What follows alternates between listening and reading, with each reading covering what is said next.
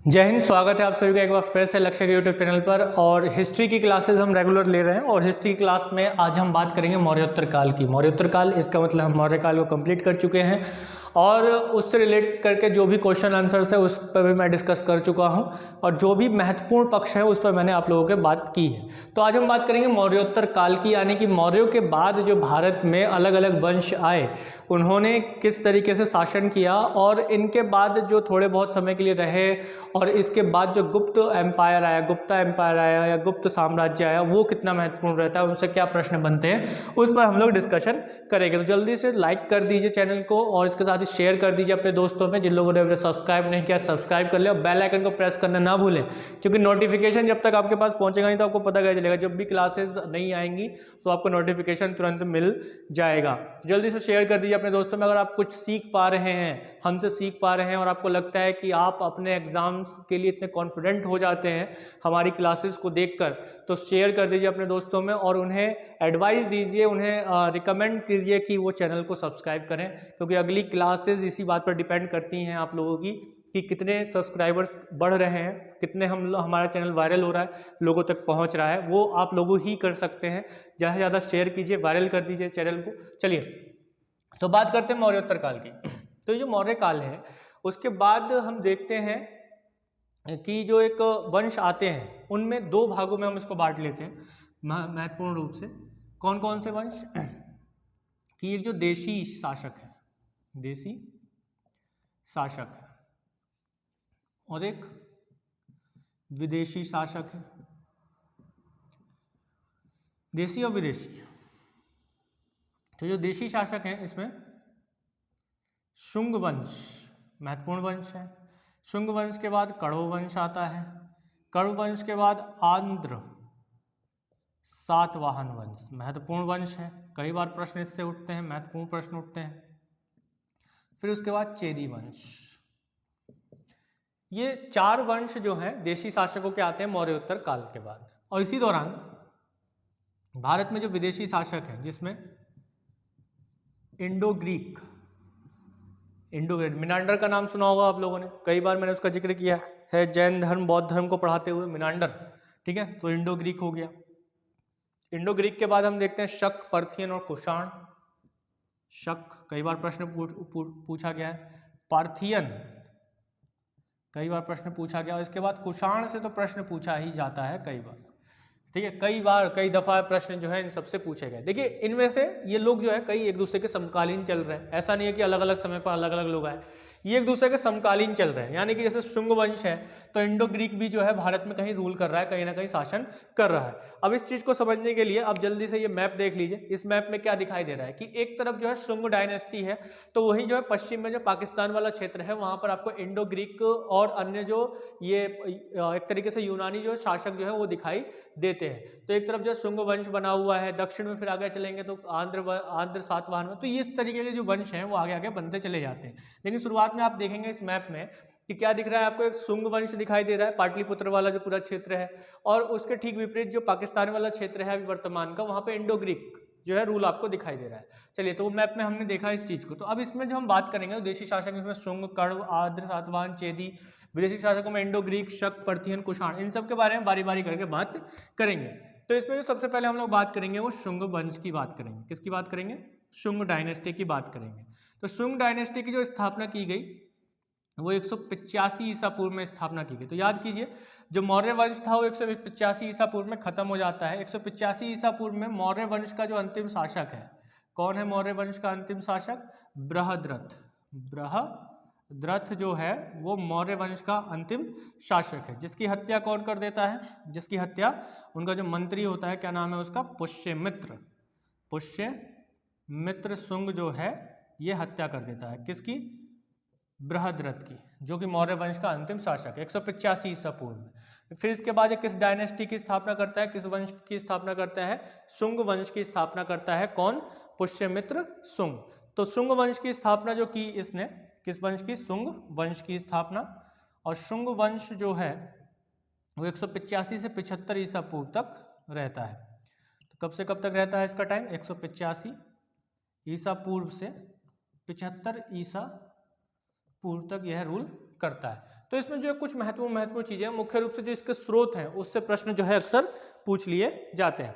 ठीक है, तो चलिए आगे देख लेते हैं कि जो देशी शासक हैं उन देशी शासकों में मुख्य रूप से जो रहे सुंग डायनेस्टी वाले शासक, उनके बारे में जो हमें जानकारी मिलती है वो किन किन स्रोतों से मिलती है। जैसे कि हमने मौर्य वंश के स्रोत देखे थे और हमने देखा था कि उनसे क्वेश्चन जो है कई सारे बन सकते हैं और आगे बनते भी रहेंगे। तो इसके साथ ही जो पुष्यमित्र शुंग है, किसके बारे में, शुंग वंश की अब हम लोग बात करेंगे, किसकी, शुंग वंश की बात करेंगे, जो कि कब से कब तक है, 185 ईसा पूर्व से 75 ईसा पूर्व तक रहेगा।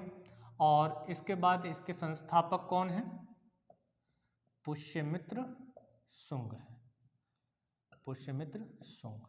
तो शुंग वंश के बारे में मेनली जो जानकारी मिलती है उसको हम दो भागों में बांट लेते हैं। चलिए, एक जो साहित्यक वर्णन है, साहित्यक स्रोत है ना, जैसे कि हमने किसमें देखा था, मौर्य वंश में। एक पुरातात्विक है, पुरातात्विक स्रोत है।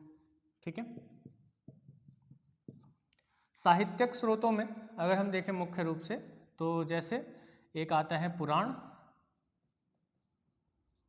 पुराणों में भी मुख्य रूप से वायु पुराण और मत्स्य पुराण, इसमें बताया गया है कि शुंग वंश का संस्थापक कौन है, पुष्यमित्र शुंग है। किसमें बताया गया, पुराणों में, कि शुंग वंश का संस्थापक कौन है, पुष्यमित्र शुंग, पुष्यमित्र शुंग है। क्लियर, ये बताया गया है। इसके बाद अगर हम बात करें हर्षचरित की, हर्षचरित के लेखक कौन है, बाणभट्ट हैं। कौन है, बाणभट्ट है। तो बाणभट्ट द्वारा रचित जो हर्षचरित है, हर्षचरित में पुष्यमित्र को अनार्य, पुष्यमित्र को क्या कहा गया है, पुष्यमित्र को अनार्य, और क्या कहा है इसी में ही, कट्टर ब्राह्मणवादी, ब्राह्मणवादी कहा गया है। यानी कि जो पुष्यमित्र शुंग था, है ना, पुष्यमित्र जो था वो ब्राह्मणवादी था, कट्टर ब्राह्मणवादी था हर्षचरित्र के अनुसार। और दिव्यवादान नामक एक जो बौद्ध ग्रंथ है उसके अनुसार जो है ये देखा गया है कि जो पुष्यमित्र शुंग था वो क्या था, कट्टर ब्राह्मणवादी था। इसने बौद्ध धर्म का बड़े पैमाने पर क्या किया, एक तरीके से खत्म करने की कोशिश की। जो बौद्ध मठ थे, स्तूप थे, इस तरीके से जो स्रोतों से हमें पता चलता है वो यही पता चलता है कि इसने, जैसे दिव्यवादान है उससे ये पता चलता है कि अशोक द्वारा बनवाए गए लगभग 84,000 स्तूपों को पुष्यमित्र शुंग ने क्या किया, तबाह करवा दिया, खत्म करवा दिया। तो इस तरीके से ये भी सुनने को मिलता है, या फिर कई चीज़ों के स्रोतों में ही जानने को मिलता है कि पुष्यमित्र शुंग ने जो है, जो बौद्ध भिक्षु थे उनको बिल्कुल ही जो है खत्म यहाँ से करवाने का पूरा प्रयास किया था, उसे एक तरीके से खत्म करने का प्रयास किया था बौद्ध धर्म को। क्योंकि हम जानते हैं कि जो बिंबिसार है, मौर्य काल से पहले भी अगर हम देखें, हर्यक वंश जो था, तब से लेकर अब तक हम देखते हैं कि जैन या बौद्ध का जो धर्म है उसका वर्चस्व मुख्य रूप से रहता है कहाँ, मगध में। और जो ब्राह्मणवादी प्रथाएं हैं या ब्राह्मणवादी जो विचारधाराएं हैं वो क्या हो जाती हैं, धीरे धीरे कम होने लगती हैं, है ना। और ब्राह्मणों का जो वर्चस्व है राज दरबारों में वो खत्म हो जाता है। अब उस चीज को ये फिर से वापस लाने की कोशिश करता है और इसने क्या कि बौद्ध धर्म को एक तरीके से खत्म करने के लिए कई सारे काम किए थे। तो हर्षचरित्र से हमें ये बातें पता चलती हैं। तो हर्षचरित्र के रचयिता कौन है, बाणभट्ट है। इसी तरीके से अगर देखा जाए तो जो अन्य जो स्रोत हैं उससे हमें ये पता चलता है, जैसे कि महाभाष्य, जो महाभाष्य है, महाभाष्य के रचयिता कौन है, पतंजलि। पतंजलि जो है ये पुष्यमित्र शुंग के राज पुरोहित भी हैं, राज पुरोहित हैं। और इनके महाभाष्य से ये पता चलता है कि अशोक के, माफ कीजिएगा अशोक याद आ रहा है, पुष्यमित्र शुंग के काल में क्या हुआ, इंडो ग्रीक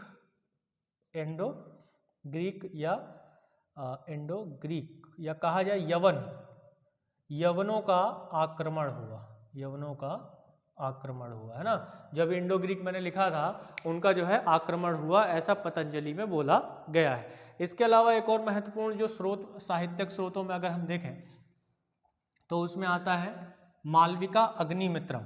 मालविका अग्निमित्रम,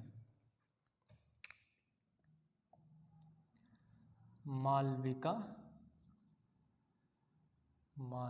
अग्निमित्रम, ये काफी प्रसिद्ध नाटक है। ये क्या है, एक नाटक है और इसके रचयिता कौन है, इसके रचयिता है कालिदास। कौन है, कालिदास, ठीक है।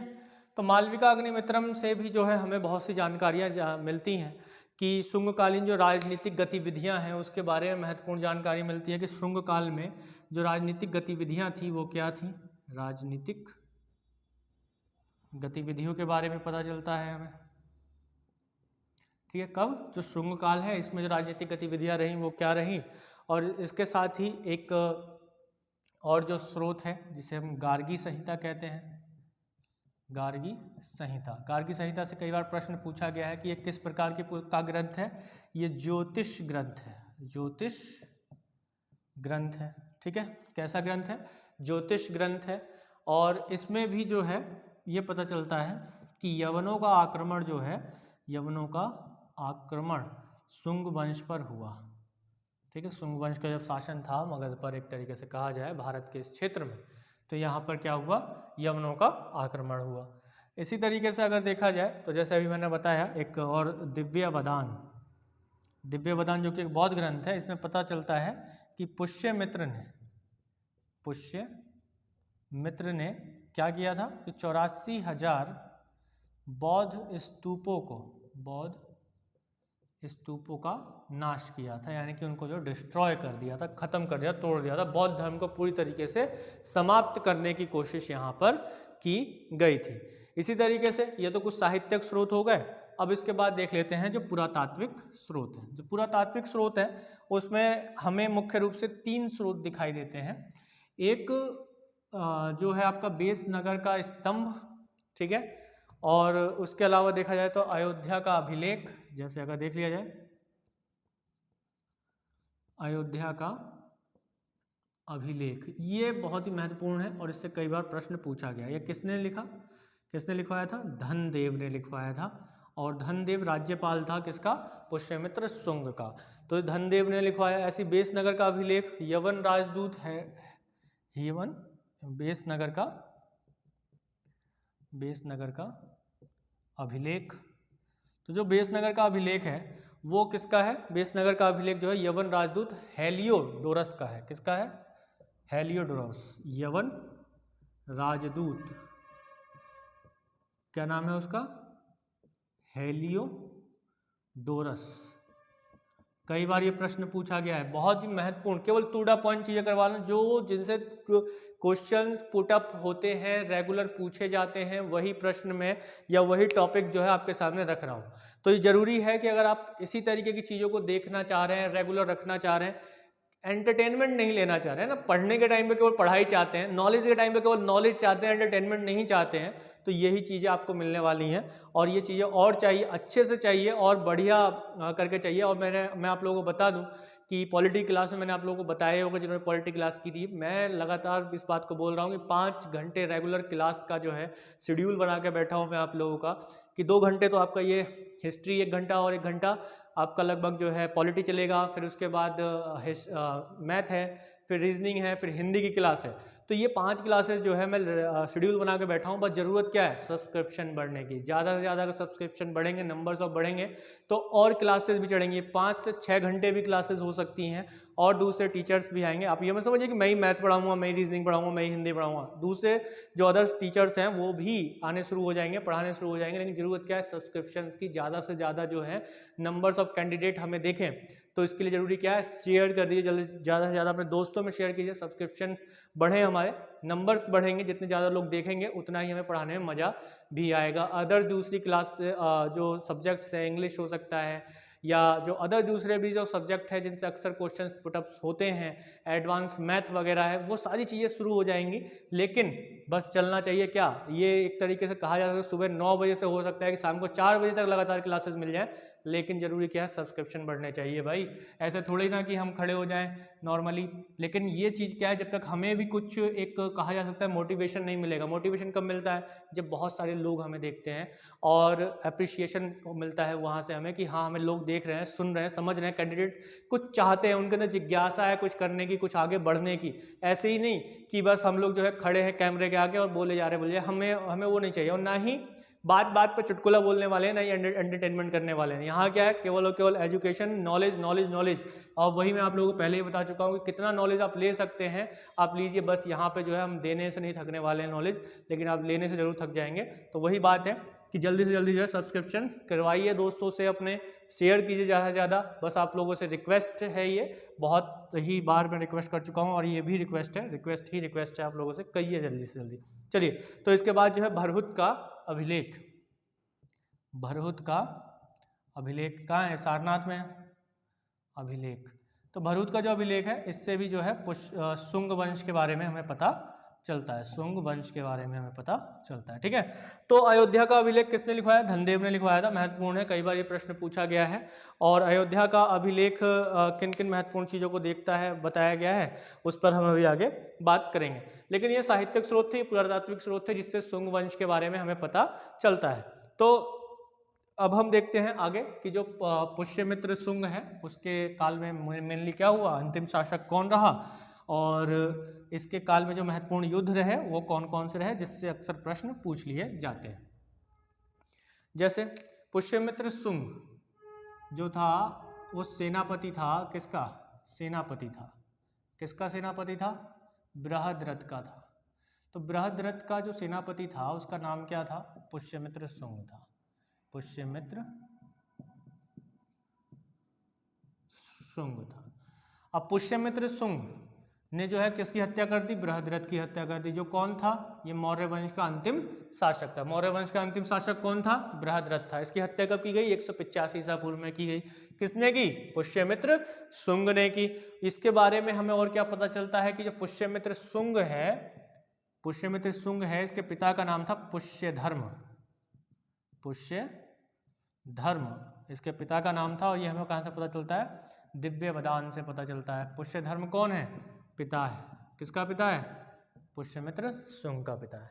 ठीक है, पुष्यधर्म नाम था। इसके बाद अयोध्या के अभिलेख से हमें ये पता चलता है, किसके अभिलेख से, अयोध्या वाला अभिलेख अभी बताया था। जो अयोध्या का अभिलेख है, यहाँ से हमें क्या पता चलता है कि पुष्यमित्र शुंग ने 2 अश्वमेघ यज्ञ करवाए। क्या करवाए, 2 अश्वमेघ यज्ञ करवाए। कौन से यज्ञ करवाए, 2 अश्वमेघ। बहुत ही महत्वपूर्ण है, प्रश्न पूछा जाता है। और इस अब प्रश्न कहाँ से पूछा जाता है, देखो अब ये जो मैं लिखने जा रहा हूँ ना, यहाँ से प्रश्न पूछा जाता है कि अश्वमेघ यज्ञ जो करवाया वो उस समय राजपुरोहित कौन था। तो राजपुरोहित जो था वो कौन था, पतंजलि था। राजपुरोहित जो है वो कौन है, पतंजलि है। पतंजलि जो महर्षि पतंजलि हैं, पतंजलि, बाबा रामदेव वाला पतंजलि नहीं, बाबा रामदेव वाला तो पतंजलि जो है वो कंपनी है ना। बाबा रामदेव जी तो कंपनी बना लिया, बढ़िया बिजनेसमैन हो गए, एकदम सेट हो गए हैं बिल्कुल। ठीक है, वो पतंजलि नहीं है, महर्षि पतंजलि है ना, ये ऋषि हैं एक। ठीक है, उनका नाम है पतंजलि, वहीं से नाम उठा लिया है वो बाबा जी, बाबा रामदेव जी है ना, योग करवा करवा के बढ़िया मल्टीनेशनल कंपनी बना लिया है। तो यहाँ पर राजपुरोहित जो है वो हैं कौन, पतंजलि, किसके, पुष्यमित्र शुंग के। और अयोध्या अभिलेख में वर्णन मिलता है कि 2 अश्वमेघ यज्ञ करवाए गए। अक्सर ये प्रश्न पूछा जाता है कि अश्वमेघ यज्ञों का विषय में कहाँ से पता चलता है, तो अयोध्या अभिलेख से पता चलता है। और अयोध्या अभिलेख किसने लिखवाया था, धनदेव ने लिखवाया था। अभी मैंने बताया किसने लिखवाया, धनदेव ने लिखवाया था। इसके बाद अगर देखा जाए तो इसके विजय अभियानों पर चर्चा की जाए, किसके विजय अभियानों पर, पुष्यमित्र शुंग के विजय अभियानों पर अगर चर्चा डाली जाए तो एक विदर्भ का जो विजय अभियान है वो महत्वपूर्ण है, और दूसरा खारवेल के साथ जो इसका युद्ध हुआ कलिंग में, वो महत्वपूर्ण है।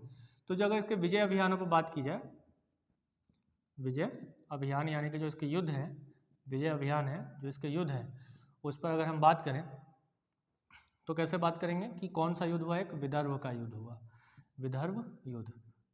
जो विदर्भ युद्ध है इसमें एक शासक है यज्ञसेन। कौन है, यज्ञसेन। यज्ञसेन को जो है मौर्य शासकों ने यहाँ का शासक नियुक्त किया था। मौर्य जो महाराज थे, शासक लोग थे, उन्होंने यज्ञसेन को कहाँ का, विदर्भ क्षेत्र का एक शासक के रूप में, एक राज्यपाल के रूप में नियुक्त किया था। जब इस यज्ञसेन ने देखा कि मौर्य अशोक के बाद जो मौर्यों की स्थिति है वो क्या होने लगी, कमजोर होने लगी। मौर्य शासक जो है इतने दूरदृष्टि नहीं हो सके। देखिए मौर्यों के पतन का एक कारण क्या था, मौर्यों के पतन का कारण ये था कि अशोक के बाद कोई भी ऐसा शासक नहीं आया जो दूरदृष्टिता रखता हो, दूर तक सोचने वाला रखता हो। कैसे कि एक तो शासन व्यवस्था कैसी थी, केंद्रीयकृत शासन व्यवस्था, यानी सारी पावर किसके पास थी, राजा के पास थी। और सारी पावर अगर किसी एक व्यक्ति के पास हो और उस व्यक्ति के पास दूरदृष्टि ना हो, यानी कि दूर तक सोचने की क्षमता ना हो, तो वहां पर क्या होता है, धीरे धीरे पतन होना शुरू हो जाता है। और वही हुआ। अब इसके बाद क्या हुआ था कि जब अच्छे शासक नहीं आते, कमजोर शासक आते हैं, तो यज्ञसेन क्या कर देता है, यज्ञसेन मौर्यों के से हट जाता है और अपने आप को विदर्भ का स्वतंत्र राजा घोषित कर देता है। क्या कर देता है, स्वतंत्र शासक या स्वतंत्र राजा घोषित कर देता है। अब इसके बाद 185 ईसा पूर्व में पुष्यमित्र शुंग आता है। पुष्यमित्र शुंग बार बार यज्ञसेन से कहता है कि भाई तुम हमसे मिल जाओ, हमसे मिल जाओ। यज्ञसेन कहता है कि मैं तो नहीं मिलूंगा, मैं तो स्वतंत्र राजा हूं। तो फिर इसके बाद पुष्यमित्र शुंग अपने बेटे, जिसका नाम क्या है, अग्निमित्र है, अग्निमित्र को आदेश देता है कि जाओ यज्ञसेन को जीत के लाओ। और अग्निसेन जो है, अग्निमित्र जो है वो क्या करता है, यज्ञसेन को हरा देता है और विदर्भ को जीत लेता है, विदर्भ को जीत लेता है। अब यहाँ पर इसके बारे में हमें जानकारी कहाँ से मिलती है, जैसा कि मैंने आपको बताया, मालविका अग्निमित्रम, मालविका अग्निमित्रम। अब देखिए इस नाम में क्या है, इसको जो छंदी विच्छेद कीजिए, अलग अलग कीजिए। मालविका एक नाम क्या आता है, मालविका, है ना, प्लस अग्निमित्रम, है ना, अग्निमित्र। तो मालविका जो है वो कौन है, मालविका यज्ञसेन की चचेरी बहन है, यज्ञसेन की बहन है, चचेरी यज्ञसेन की बहन कह सकते हैं, ठीक है। और अग्निमित्र हम जानते हैं पुष्यमित्र का बेटा है।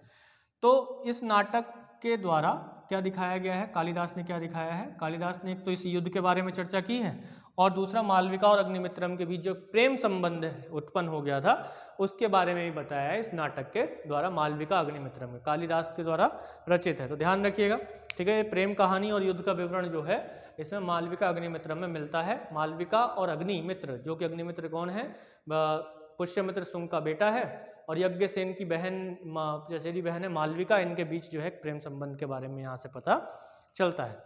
इसके साथ ही अगर देखा जाए अगला युद्ध जो होता है, एक जो महत्वपूर्ण युद्ध रहा पुष्यमित्र शुंग के जीवन काल में, खारवेल का युद्ध, ठीक है, खारवेल का युद्ध। जो खारवेल का युद्ध है, खारवेल के साथ ही युद्ध है, ठीक है। खारवेल जो है एक राजा का नाम है, जगह का नाम नहीं है। खारवेल के साथ युद्ध, जो खारवेल जो है राजा है, कहाँ का राजा है, शासक है कहाँ का, कलिंग का। कलिंग भी आज़ाद हो जाता है बाद में, जब अशोक के बाद क्या होता है कि अशोक के बाद जब कमजोर शासक होते हैं तो उसके बाद कलिंग भी जो है आज़ाद हो जाता है, एक अलग देश फिर से बन जाता है, एक अलग राज्य बन जाता है फिर से। तो खारवेल जो है कलिंग का राजा है, शासक है, कलिंग का राजा है।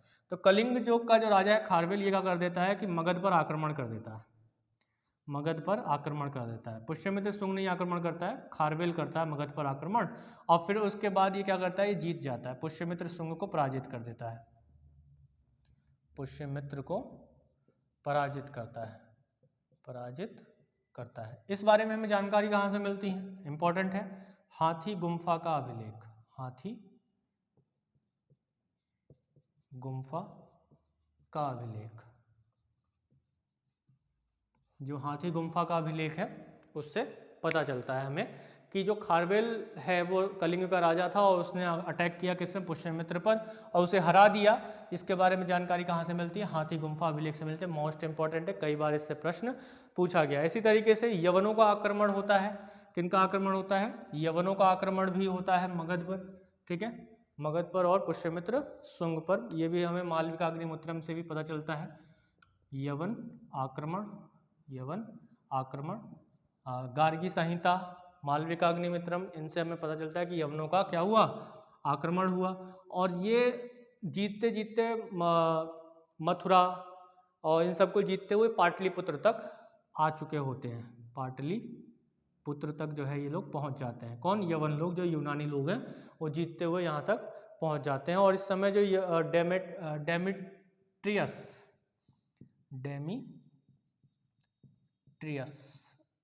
डेमेट्रियस कौन है, डेमेट्रियस जो है वो यवनों का राजा है, जो किसके समकालीन है, पुष्यमित्र शुंग के पुष्यमित्र शुंग के समकालीन है। ठीक है, तो इसके समकालीन है, इससे युद्ध होता है। ठीक है, और यहाँ तक पाटलिपुत्र तक जो है डेमेट्रियस पहुंच जाता है अपनी सेना वगैरह को लेकर, इतनी जीत उसने हासिल कर लिया होता है। इसके बाद पुष्यमित्र शुंग की मृत्यु होती है और अग्निमित्र यहाँ का शासक बनता है। कौन बनता है? अग्निमित्र जो है यहाँ का शासक बनता है। शुंग वंश का अगर अंतिम शासक देखें तो कौन है? अगला अक्सर प्रश्न पूछा जाता है, शुंग वंश का अंतिम शासक। अंतिम शासक कौन है शुंग वंश का? शुंग वंश का अंतिम शासक कौन है? देवभूति। देवभूति कौन है? शुंग वंश का अंतिम शासक है। अब अंतिम तो भाई तभी होगा ना जब उसकी कोई हत्या कर देगा, सीधी सी बात है। ऐसे तो कोई अपना राजा दूसरे को बनाएगा नहीं, तो जब तक हत्या नहीं होगी तो अब हत्या कौन करेगा? वही अगले वंश की स्थापना करेगा। तो यहाँ पर देवभूति की हत्या कौन करता है? उसका मंत्री होता है वसुदेव। वसुदेव जो है क्या करता है? उसकी हत्या कर देता है। किसकी? देवभूति की हत्या कर देता है। और ये किस वंश की नींव रखता है? ये वंश की नींव रखता है कण्व वंश की नींव। कण्व वंश की नींव रखता है 75 ईसा पूर्व में। 75 ईसा पूर्व में कण्व वंश की नींव रखता है। ठीक है, और लगभग 30 ईसा पूर्व तक इसका शासन रहता है कण्व वंश का। छोटा सा शासन रहता है, ज़्यादा बड़ा शासन नहीं रहता है ज़्यादा लंबे समय तक।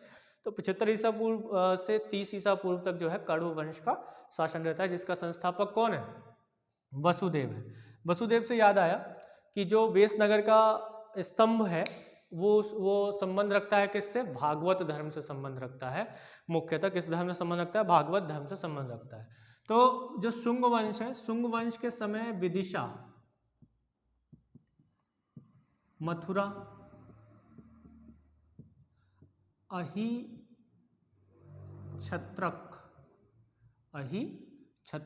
ये जो है मुख्य क्षेत्र रहे या मुख्य शहर रहे, मुख्य रूप से जो शहर रहे मथुरा, विदिशा और अहिछत्रक। विदिशा जो है ये राजनीतिक या राजनैतिक, इनके काल में राजनैतिक और सांस्कृतिक क्रियाकलापों का क्या हो गया? केंद्र बन गया था। कौन सा? विदिशा जो है शहर, वो राजनीतिक और सांस्कृतिक केंद्र बन चुका था। शुंग वंश के काल में ही हम देखते हैं कि जो संस्कृत है, संस्कृत भाषा का जो है उद्भव होता है एक तरीके से बड़े पैमाने पर, दोबारा से इसकी शुरुआत होती है और हिंदू धर्म की पुनर्स्थापना होती है। हिंदू धर्म की पुनर्स्थापना की जाती है किसके काल में? पुष्यमित्र शुंग के काल में। या शुंग वंश के काल में संस्कृत भाषा जो है एक बार फिर से चरम पे पहुंचती है, क्योंकि हम इससे पहले देखते हैं कि जो बौद्ध धर्म था या जैन धर्म थे प्राकृत या पाली भाषा पर ज़्यादा फोकस करते थे, और राजा लोग भी जो हुए अशोक, बिंदुसार या जो चंद्रगुप्त थे या उससे पहले के जो शासक रहे, नंद वंश भी रहा, तो उन लोगों ने संस्कृत भाषा पर जो है ज़्यादा फोकस नहीं किया, ना ही हिंदू धर्म पर फोकस किया। वो मुख्यतः जैन या बौद्ध और पाली या प्राकृत पर ही ज़्यादा उन्होंने फोकस किया था। तो ये संस्कृत का जो है एक तरीके से पुनर्जन्म हुआ यहाँ पर, और हिंदू धर्म की पुनर्स्थापना किसने की? शुंग वंश ने एक बार फिर से की। देखिए कण्व वंश में जो वसुदेव है ये भी ब्राह्मणवादी है, महत्वपूर्ण जो है ब्राह्मणवादी है, ये भी ब्राह्मण है, और इसने पुष्यमित्र या शुंग वंश के द्वारा जो शुरू किया गया था कि हिंदू धर्म की जो संस्कृति है या जो ब्राह्मणवाद है उसको बढ़ावा देना है, तो उसने भी शुरू रखा। कण्व वंश के जो शासक रहे वसुदेव, उसने भी जो है इस चीज को शुरू रखा। तो एक तरीके से देखा जाए तो शुंग वंश ही वो काल रहा मुख्य रूप से जब मनुस्मृति का वर्तमान स्वरूप तैयार हुआ। वर्तमान स्वरूप किसके काल में शुरू हुआ? शुंग वंश के काल में हुआ। और मनुस्मृति क्या है? मनुस्मृति जो है एक न्याय की पुस्तक कह सकते हैं, या कहा जा सकता है कुछ कोड ऑफ कंडक्ट है, जिसमें कुछ अपराधों के लिए दंड के प्रावधान किए गए हैं सामाजिक व्यवस्था को बनाने के लिए। ऐसा इसमें मनुस्मृति में कहा गया है। मनुस्मृति में अलग अलग अपराधों के लिए अलग अलग दंड, वर्ण व्यवस्था को बहुत ही कठोरता से लागू करना, ये सारी चीजें जो है इसमें की गई। यानी मनुस्मृति का वर्तमान स्वरूप भी जो है शुंग वंश के काल में ही जो है उत्पन्न होता है। तो जो कण्व वंश है, कण्व वंश का संस्थापक कौन है? कण्व वंश का संस्थापक है वसुदेव। ये भी 2 लाइन का है, कण्व वंश इतना महत्वपूर्ण नहीं रहता है। इसमें 4 शासक मेनली होते हैं, पहला तो वसुदेव ही रहता है, लास्ट वाला और पहला याद रखेंगे तो ज़्यादा महत्वपूर्ण रहेगा। ब्राह्मण वंश की जो वैदिक धर्म है और जो संस्कृति है उसका संरक्षण इसने किया। कण्ववंश नहीं और वसुदेव नहीं। और इसका जो अंतिम शासक होता है वो होता है सुशर्मन। अंतिम शासक कौन होता है, अगर आप चाहे तो यहीं से लिख सकते हैं, यहीं पे खत्म हो जाएगा ये भी, सुशर्मन। सुशर्मन जो है वो अंतिम शासक है किसका, कण्ववंश का। और कण्ववंश का अंतिम शासक कौन है, सुशर्मन। और वो अंतिम है तो फिर से वही बात है कि इसकी भी किसी ने हत्या की होगी। तो सिमुक नाम का जो एक व्यक्ति था, कौन, सिमुक, थोड़ा ऊपर कर लेते हैं, थोड़ा ऊपर कर लेते हैं कि जो सिमुक वंश का, जो सिमुक नाम का एक व्यक्ति है जिसने सुशर्मन की हत्या की, सुशर्मन। सुशर्मन कौन है, कण्ववंश का अंतिम शासक है। इसकी हत्या किसने की, सिमुक ने की। सिमुक ने इसकी हत्या की, ठीक है। कब की, 30 ईसा पूर्व में की, ठीक है, 30 ईसा पूर्व में की। सिमुक ने किस वंश की स्थापना की, इसने स्थापना की आंध्र सातवाहन वंश, आंध्र सातवाहन वंश की इसने स्थापना की। कहा जाता है आंध्र सातवाहन वंश 30 ईसा पूर्व में, जो इसके साक्ष्य मिलते हैं 30 ईसा पूर्व से 250 ईस्वी तक, 250 ईस्वी तक इसने रूल किया, शासन किया। तो 30 ईसा पूर्व से 250 ईसा पूर्व में आंध्र सातवाहन वंश ने किस किस तरीके के काम किए, क्या क्या क्रांतियां आई या क्या क्या जो चीज़ें बदली, उन सभी चीज़ों को जो है हम मैप के थ्रू भी देखने का प्रयास करेंगे और जानने का प्रयास करेंगे। तो जल्दी से अगली क्लास जो होगी हमारी वो सातवाहन वंश को लेकर होगी। और ऐसे ही क्लासेस को देखना चाहते हैं, नॉलेजेबल क्लासेस को देखना चाहते हैं तो जल्दी से जल्दी शेयर कर दीजिए अपने दोस्तों में, सब्सक्रिप्शन बढ़ाइए। देखिए अभी तो यहाँ पे हिस्ट्री मैंने शुरू ही की है, अभी खत्म नहीं हुआ है। जो महत्वपूर्ण चीज़ें हैं वो मैंने आप लोगों को लिखवाई हैं कि कौन किस तरीके का था। अभी तो आंध्र सातवाहन बहुत ही महत्वपूर्ण कंसेप्ट है। और इसके बाद जो विदेशी शासक है वहां से क्वेश्चन मेनली पूछे जाते हैं और इस बार अलग अलग परीक्षा में पूछे जाने की पूरी संभावना है। बिम कटफिसस, कुजुल कटफिसस, ऐसे प्रमुख जो शासक रहे। और फिर उसके बाद देखते हैं हम कुषाण वंश वगैरह आता है जिसमें कनिष्क जो है एक तरीके से मुख्य रूप से शासक है। तो ये जो कनिष्क का काल है वो कैसा रहा, किसने सोने के सिक्के चलाए, किसने जो है पहली बार आहत सिक्कों के स्थान में प्रॉपर एक रेगुलर जो है गोल गोल जो है एक प्रमुख आकृति के सिक्के चलाने शुरू किए, शीशे के सिक्के किसके काल में चले। तो ये जो क्वेश्चन महत्वपूर्ण है और अक्सर पूछे जाते हैं। तो जल्दी से अगली क्लास आप लोगों को चाहिए और मुझे मोटिवेट करना है, मेरी टीम को मोटिवेट करना है ज़्यादा, तो जल्दी से जल्दी शेयर कर दीजिए अपने दोस्तों में, वायरल कर दीजिए क्लास को। मैं बार बार इसी चीज़ को बोल रहा हूँ कि मैंने प्रॉपर आप लोगों के लिए एक शेड्यूल तैयार किया हुआ है और उस शेड्यूल में आपको 1 मिनट भी टाइम नहीं मिलेगा। रेगुलर क्लासेस जो है रेगुलर चलेगी, लेकिन ज़रूरत क्या है उसके लिए, ज़रूरत है एक प्रॉपर सब्सक्रिप्शन की और रेगुलर सब्सक्रिप्शन की। तो सब्सक्राइब कर दीजिए चैनल को जल्दी से जो पहली बार देख रहे हैं और शेयर कर दीजिए अपने दोस्तों में। तो अगली क्लास में मिलते हैं, तो वो डिपेंड करेगा आप लोगों ने कितना शेयर किया, कितने सब्सक्रिप्शन बढ़ते हैं। जय हिंद, जय भारत।